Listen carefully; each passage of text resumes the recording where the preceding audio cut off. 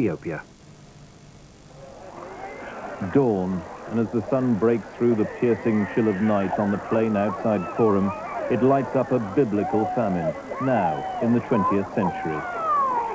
This place, say workers here, is the closest thing to hell on earth. That was the Ethiopian famine of 1984. As a result of the appeal which followed, millions of lives were saved by sending food and medical supplies. More importantly, the areas most affected by the drought were given advice and money to try to prevent the agricultural disaster recurring. They had a good harvest last year, but it takes time for a nation to recover from such a disaster.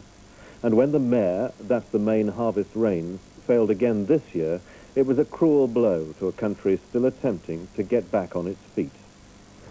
It's improved because the famine situation of 84 and 85 has passed, but unfortunately we're seeing a famine which is probably maybe more staggering proportions. As in 1984, the worst affected areas are those in the north of Ethiopia, the difficult mountainous terrain of Eritrea and Tigray, where the problems are compounded by civil war, as well as the provinces of Wollo, Harar, Shoa, Sidamo and Gondar. Altogether, some 5,200,000 people have been affected by the failure of the mare and the loss of their vital crops of maize and sorghum. These staple cereals need to be replaced by extra supplies of 100,000 tons a month. And they need to reach the northern provinces as soon as possible, as Christopher Morris recently reported.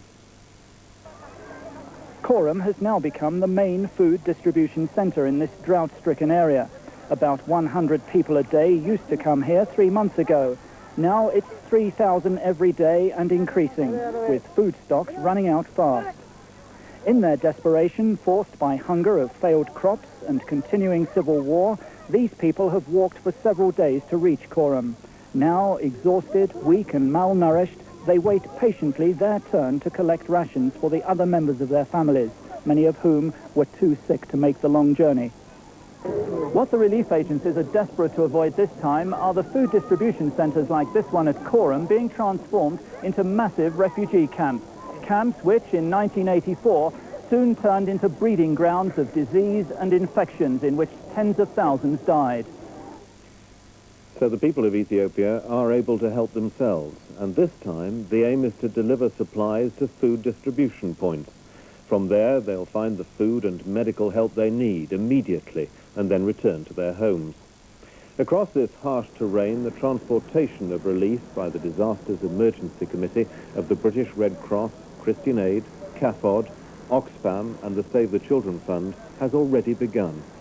But unless we respond quickly, this lifeline will be broken and the present natural crisis will become the great human tragedy that we saw in 1984.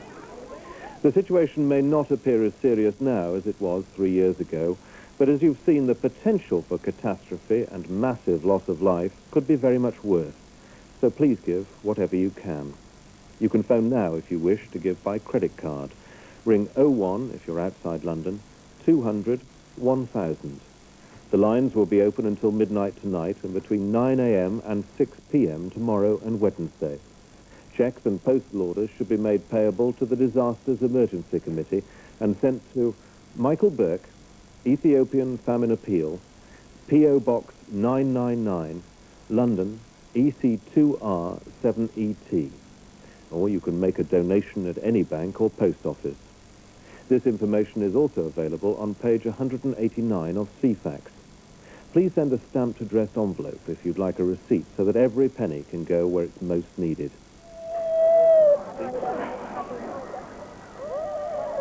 These are a brave and resilient people who, through your generosity, survived one of the greatest natural disasters this century. Since 1984, they've worked to prevent disasters in the future, but the drought has struck again, and once more, starvation threatens them. As Bob Geldof said yesterday, the only thing that our money can't buy is rain.